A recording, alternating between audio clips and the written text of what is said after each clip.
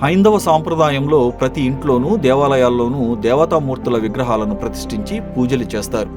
కానీ ఏ ఇంట్లోనూ శనిదేవుడి విగ్రహం కానీ చిత్రపటం కానీ పెట్టుకోరు. అందుకు కారణం ఒక పురాణ కథనం ప్రకారం శనిదేవుడు శ్రీకృష్ణుడి భక్తుడు. ఎల్లప్పుడూ ఆయన ధ్యానంలో నిమగ్నమై ఉండేవాడు.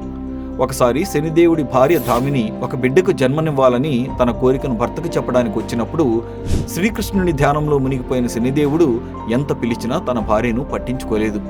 తాను మాట్లాడాలని కోరినప్పుడు తనను పట్టించుకోని కారణంగా శనిదేవుని ప్రవర్తనతో ఎంతో బాధపడిన ధామిని ఆయన చూపు ఎవరి మీద పడినా ఆయన ఎదురుగా నిలబడి ఎవరు చూసినా వారు అష్ట కష్టాల పాలై నాశనమవుతారని శపిస్తుంది.